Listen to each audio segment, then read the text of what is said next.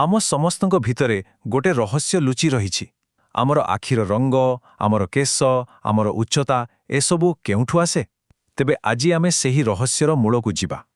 ଏମିତି ଗୋଟେ କାହାଣୀ ଯାହା ଆରମ୍ଭ ହୋଇଥିଲା ଗୋଟେ ଶାନ୍ତ ବଗିଚାରୁ, ହେଲେ ଆଧୁନିକ ଜୀବବିଜ୍ଞାନର ମୂଳଦୁଆ ପକାଇଥିଲା। ତେବେ ଚାଲନ୍ତୁ କାହାଣୀ ଭିତରକୁ ଯିବା। କେବେ ଭାବିଛନ୍ତି ପିଲାମାନେ କାହିଁକି ଠିକ୍ ନିଜ ବାପାମାଙ୍କ ପରି ଦେଖାଯାନ୍ତି? ଏଇଟା ଏମିତି ଗୋଟେ ପ୍ରଶ୍ନ ଯାହା ହଜାର ହଜାର ବର୍ଷ ଧରି ମଣିଷକୁ ଆଶ୍ଚର୍ଯ୍ୟ କରିଆସୁଛି। କେମିତି ଜଣଙ୍କର ଚେହେରା, କେଶର ରଙ୍ଗ ଆଉ ଶରୀରର ଗଠନ ନିଜ ପିତାମାତାଙ୍କ ସହ ଏତେ ମିଶିଯାଏ? ଏଇ ସାଧାରଣ ପ୍ରଶ୍ନ ଭିତରେ ହିଁ ତ ଲୁଚି ରହିଛି ବଂଶାନୁକ୍ରମର ସବୁଠୁ ବଡ଼ ରହସ୍ୟ। ଆଉ ଏହି ରହସ୍ୟର ସମାଧାନ କରିଥିଲେ। ତେବେ ଆମ କାହାଣୀର ନାୟକ କିଏ ଜାଣନ୍ତି? ସେ କୌଣସି ବଡ଼ ଲ୍ୟାବୋରେଟୋରୀର ବୈଜ୍ଞାନିକ ନୁହନ୍ତି, ବରଂ 19 ଶତାବ୍ଦୀରେ ଅଷ୍ଟ୍ରିଆର ଗୋଟେ ଛୋଟ ଗିର୍ଜା ବଗିଚାରେ କାମ କରୁଥିବା ଗୋଟେ ଜଣେ ସାଧାରଣ ସନ୍ନ୍ୟାସୀ। ନା ତାଙ୍କର ଗ୍ରେଗର ୟୋହାନ ମେଣ୍ଡଲ। ତାଙ୍କର ସେହି ସାଧାରଣ କୌତୂହଳ ତାହା ହିଁ ତାଙ୍କୁ ଗୋଟେ ଅସାଧାରଣ ଆବିଷ୍କାର ଆଡ଼କୁ ଟାଣି ନେଇଗଲା। ଟିକେ ଭାବନ୍ତୁ ତ, ଦିନେ କି 2 ଦିନ ନୁହେଁ, ପୁରା 8 ବର୍ଷ, 1857ରୁ 1865, ଏହି ଶାନ୍ତ ବଗିଚାଟି ତାଙ୍କ ପାଇଁ ପାଲଟି ଯାଇଥିଲା ଏକ ପ୍ରୟୋଗଶାଳା। ଆଉ ସେଇଠି ସେ ଅତ୍ୟନ୍ତ ଧୈର୍ଯ୍ୟର ସହ ଲାଗି ପଡ଼ିଥିଲେ ପ୍ରକୃତିର ଏକ ବହୁତ ବଡ଼ ରହସ୍ୟର ସମାଧାନ କରିବା ପାଇଁ। ଏହି ବଗିଚା ହିଁ ଦୁନିଆକୁ ବଦଳାଇ ଦେବାର ଥିଲା। ତେବେ ମେଣ୍ଡେଲଙ୍କ ପ୍ରକୃତ ପ୍ରତିଭା କେବଳ ତାଙ୍କ ପ୍ରଶ୍ନରେ ନଥିଲା, ବରଂ ସଠିକ୍ ଉତ୍ତର ପାଇଁ ସଠିକ୍ ଜିନିଷଟିକୁ ବାଛିବାରେ ଥିଲା। ଆଉ ସେ ବାଛିଥିଲେ କାହାକୁ ଜାଣନ୍ତି? ଗୋଟେ ସାଧାରଣ ମଟର ଗଛକୁ, ଯାହାର ବୈଜ୍ଞାନିକ ନାଁ ହେଉଛି ପାଇସମ୍ ସାଟିଭମ୍। କିଏ ଜାଣିଥିଲା ଯେ ଏହି ସାଧାରଣ ଗଛ ଭିତରେ ଏତେ ବଡ଼ ରହସ୍ୟ ଲୁଚି ରହିଛି ବୋଲି? ଆଉ ମଟର ଗଛ କାହିଁକି? କାରଣ ଏହାର ଗୁଣଗୁଡ଼ିକ ବହୁତ ସ୍ପଷ୍ଟ ଥିଲା। ମେଣ୍ଡେଲ ଏମିତି 7 ଯୋଡ଼ା ବିପରୀତ ଗୁଣକୁ ଚିହ୍ନଟ କରିଥିଲେ। ଦେଖନ୍ତୁ, ଯେମିତିକି ଗଛର ଉଚ୍ଚତା। କିଛି ଗଛ ଡେଙ୍ଗା ତ ଆଉ କିଛି ଗେଡ଼ା, ମଝିରେ ଆଉ କିଛି ନାହିଁ। ମଞ୍ଜିର ଆକାର, କିଛି ଗୋଲ ତ ଆଉ କିଛି କୁଞ୍ଚିତ। ଏମିତି ପ୍ରତ୍ୟେକ ଗୁଣର କେବଳ 2ଟି ସ୍ପଷ୍ଟ ରୂପ ଥିଲା। ଏହି ସରଳତା ଆଉ ସ୍ପଷ୍ଟତା ହିଁ ତାଙ୍କ ସଫଳତାର ସବୁଠୁ ବଡ଼ ଚାବିକାଠି ଥିଲା। ତାଙ୍କ କାମ କୌଣସି ଅନ୍ଦାଜରେ ଚାଲୁନଥିଲା, ସବୁକିଛି ପୁରା ଯୋଜନାବଦ୍ଧ ଥିଲା। ସେ କ'ଣ କରୁଥିଲେ? ସେ ନିୟନ୍ତ୍ରିତ ପରପରାଗଣ ପଦ୍ଧତି ବ୍ୟବହାର କରୁଥିଲେ। ମାନେ ସେ ନିଜେ ନିଷ୍ପତ୍ତି ନେଉଥିଲେ କେଉଁ ଗଛର ପରାଗ କେଉଁ ଗଛ ଉପରେ ପଡ଼ିବ। ଏମିତି କରି ସେ ସୁନିଶ୍ଚିତ କରୁଥିଲେ ଯେ ତାଙ୍କର ପରୀକ୍ଷା ପୂରାପୂରି ନିୟନ୍ତ୍ରିତ ରହୁ ଆଉ ଫଳାଫଳରେ କୌଣସି ଭୁଲ ନ ହେଉ। ତେବେ ଚାଲନ୍ତୁ ଏବେ ତାଙ୍କର ସବୁଠାରୁ ପ୍ରସିଦ୍ଧ ପରୀକ୍ଷା ବିଷୟରେ ଜାଣିବା। ଏଇଟା ହେଉଛି ଗଛର ଉଚ୍ଚତାକୁ ନେଇ କରାଯାଇଥିବା ଏକ ସଂକରଣ ପରୀକ୍ଷା। କହିବାକୁ ଗଲେ ଏଇଠୁ ହିଁ କାହାଣୀର ପ୍ରକୃତ ମୋଡ଼ ଆସିଥିଲା। ତେବେ ସେ ପ୍ରଥମେ କ'ଣ କଲେ? ସେ ଗୋଟିଏ ଶୁଦ୍ଧ ଡେଙ୍ଗା ଗଛ ନେଲେ, ଆଉ ଗୋଟିଏ ଶୁଦ୍ଧ ଗେଡ଼ା ଗଛ। ଏ ଦୁଇଟିକୁ ପିତୃପିଢ଼ି ଭାବରେ ନେଇ ସେମାନଙ୍କ ଭିତରେ ସଂକରଣ କରାଇଲେ। କିନ୍ତୁ ଫଳାଫଳ ପୁରା ଆଶ୍ଚର୍ଯ୍ୟ କରିଦେଲା ଭଳି ଥିଲା। ପ୍ରଥମ ପିଢ଼ିରେ, ଯାହାକୁ ଆମେ F1 ଜେନେରେସନ୍ କହୁ, ସବୁ ଗଛ ଡେଙ୍ଗା ହେଲେ।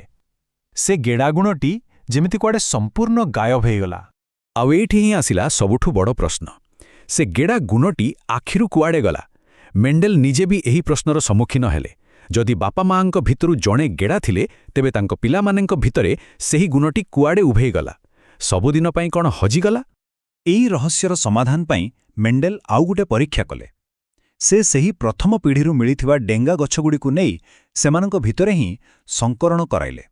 ସେ ଦେଖିବାକୁ ଚାହୁଁଥିଲେ ଯେ ପରବର୍ତ୍ତୀ ପିଢ଼ିରେ କ'ଣ ହେଉଛି। ଆଉ ଫଳାଫଳ ପୁଣି ଥରେ ଚମକେଇ ଦେଲା। ଦ୍ୱିତୀୟ ପିଢ଼ିରେ ସେଇ ଯେଉଁ ଲୁଚି ରହିଥିବା ଗେଡ଼ା ଗୁଣଟି ଥିଲା, ତାହା ପୁଣି ଫେରିଆସିଲା। ଆଉ କେମିତି ଫେରିଲା ଜାଣନ୍ତି? ଗୋଟେ ସ୍ଥିର ଅନୁପାତରେ ପ୍ରତି 3ଟି ଡେଙ୍ଗା ଗଛ ପାଇଁ ଠିକ୍ ଗୋଟିଏ ଗେଡ଼ା ଗଛ ଦେଖିବାକୁ ମିଳିଲା। ଏକଦମ ସ୍ପଷ୍ଟ ଗାଣିତିକ ଅନୁପାତ, 3:1। ଆଉ ଜୀବବିଜ୍ଞାନରେ ଗଣିତର ଏହି ପ୍ରୟୋଗ, ବାସ୍ ଏହା ହିଁ ଯୁଗାନ୍ତକାରୀ ଥିଲା। ତେବେ ଏହି 3:1ର ଅର୍ଥ କ'ଣ? ଏହାକୁ ବୁଝାଇବା ପାଇଁ ମେଣ୍ଡେଲ 2ଟି ନୂଆ ଶବ୍ଦ ଆଣିଲେ, ପ୍ରଭାବୀ ବା ଡମିନାଣ୍ଟ ଆଉ ଅପ୍ରଭାବୀ ବା ରିସେସିଭ୍। ଭାବି ନିଅନ୍ତୁ, ଡେଙ୍ଗାପଣ ଗୁଣଟା ହେଉଛି ଜଣେ ବଡ଼ପାଟିଆ ସାଙ୍ଗ ଭଳି। ସେ ଥିଲେ ଗେଡ଼ାପଣ ଭଳି ଚୁପଚାପ ସାଙ୍ଗର କଥା ଆଉ ଶୁଭାନି। ତେଣୁ ଡେଙ୍ଗାପଣ ହେଲା ପ୍ରଭାବୀ। କିନ୍ତୁ ଗେଡ଼ାପଣ ଗୁଣଟି ଚୁପଚାପ ଲୁଚି ରହିଥାଏ ଆଉ ଠିକ୍ ସୁଯୋଗ ମିଳିଲେ ନିଜକୁ ପ୍ରକାଶ କରେ। ତାହା ହିଁ ହେଉଛି ଅପ୍ରଭାବୀ। ତେବେ ଏହି ପ୍ରଭାବୀ ଆଉ ଅପ୍ରଭାବୀ କଥାଟା କେତେ ବୁଝାପଡ଼ିଲା? ଆସନ୍ତୁ ଗୋଟେ ଛୋଟ ପ୍ରଶ୍ନ ଦେଇ ଏହାକୁ ପରଖି ନେବା। ରେଡି? ଓକେ, ତେବେ ଶୁଣନ୍ତୁ। ମେଣ୍ଡେଲ ଯେତେବେଳେ ଗୋଲ ମଞ୍ଜି ଆଉ କୁଞ୍ଚିତ ମଞ୍ଜି ଥିବା ଗଛ ଭିତରେ ସଂକରଣ କରାଇଲେ, ପ୍ରଥମ ପିଢ଼ିରେ ଯେତେ ବି ମଞ୍ଜି ହେଲା, ସବୁ ଗୋଲ ଥିଲା।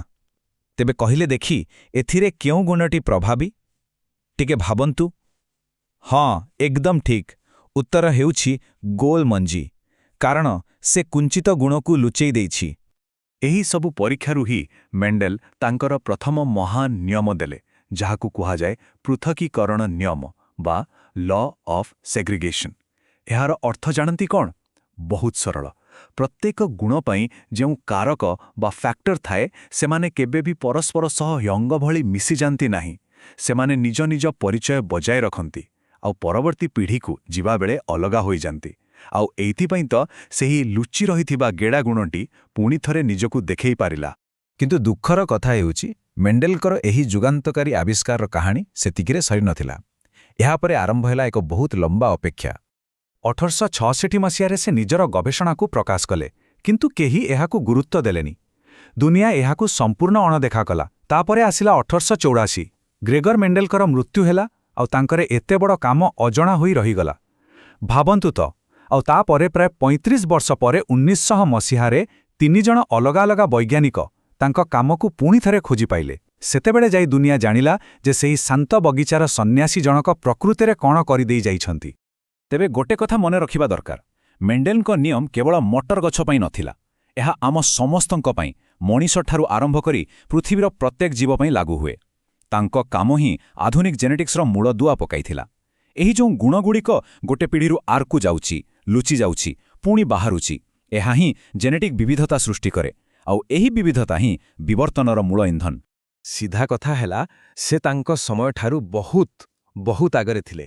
ସେତେବେଳର ବୈଜ୍ଞାନିକ ଜଗତ ତାଙ୍କ କାମର ଗଭୀରତାକୁ ବୁଝିବା ପାଇଁ ପ୍ରସ୍ତୁତ ହିଁ ନଥିଲା। ମେଣ୍ଡେଲଙ୍କ କାମ ଗୋଟେ ସାଧାରଣ ବଗିଚାରୁ କେବଳ ଦେଖିବାରୁ ଆରମ୍ଭ ହୋଇଥିଲା। ଏହି କାହାଣୀ ଆମକୁ ଶିଖାଏ ଯେ ସାଧାରଣ ଜିନିଷ ଭିତରେ ବି ଅସାଧାରଣ ରହସ୍ୟ ଲୁଚି ରହିପାରେ। ତେବେ ଶେଷରେ ପ୍ରଶ୍ନ ଏଇଆ ଯେ ଆମ ଆଖି ସାମ୍ନାରେ ଆହୁରି ଏମିତି କେତେ ବଡ଼ ରହସ୍ୟ ଲୁଚି ରହିଛି, ଯାହା କେବଳ ଆବିଷ୍କାର ହେବାକୁ ଅପେକ୍ଷା କରିଛି।